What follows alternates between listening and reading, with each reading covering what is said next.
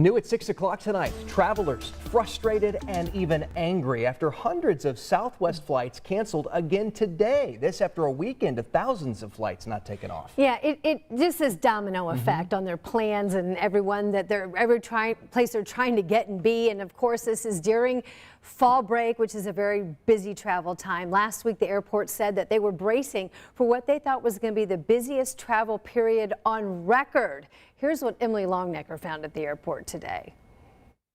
A tough weekend for Southwest Airlines passengers across the country, including ones here in Indianapolis, all of them dealing with flight delays and cancellations. Even Monday, the frustration continued. According to the flight tracking website FlightAware, 363 more Southwest flights were canceled and 943 more delayed.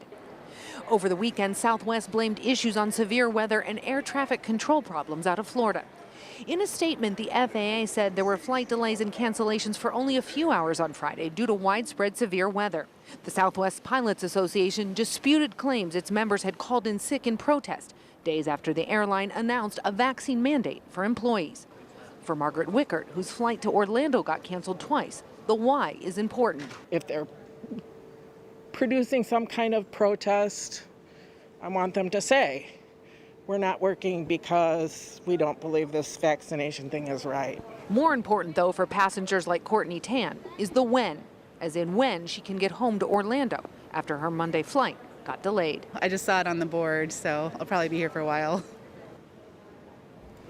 Okay, it was just last week that Southwest announced that vaccine mandate for its workers, and this fueled weekend speculation, as Emily mentioned, that the delays and cancellations we're seeing were caused by a pilot walkout.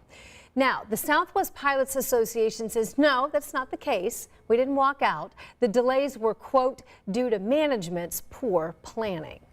We've gotten numerous calls and emails from stranded passengers. Many are either trying to get to Indianapolis or leave Indy for vacation. Our Logan Gay today talked with one traveler who says he may not wait for the next flight. I need to get home. It's been a chaotic few days for Nathan Hurst and his wife, who are from California. They are stranded in Indianapolis because of the mass cancellations by Southwest Airlines. I first met Hurst Sunday at the Indianapolis airport. I've got to do something. I didn't come here to stay, just to visit. The couple's flight was canceled, with their next flight out rescheduled for Wednesday. I caught up with Hurst Monday, wearing the same shirt because he's running low on clothes.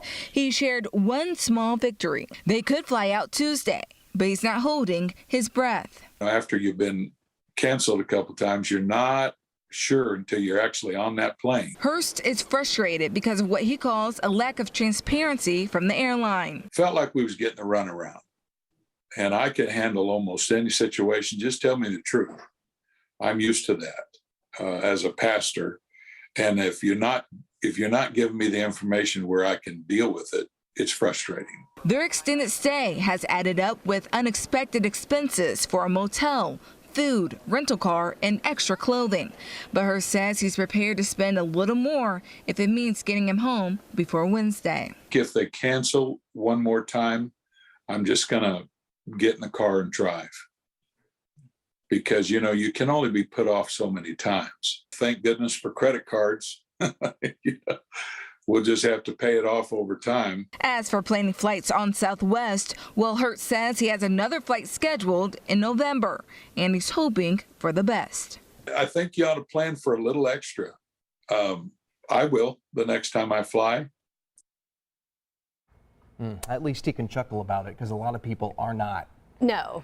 If this happens to you, it can be frustrating. And we've heard from many of you that calling Southwest can be a long process. That's right. My daughter was one of the people that was delayed yesterday, hours and hours and hours. And, you know, she was on hold. And so, you know, we looked into some of the things that can speed it up. It's perhaps using the app, or even using, they have these online chats that are available. So that's a way maybe you can get some information about your flight.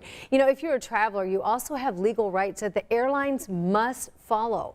So we have more information on what you need to know if your flights are canceled for you online right now if you head over to WTHR.com.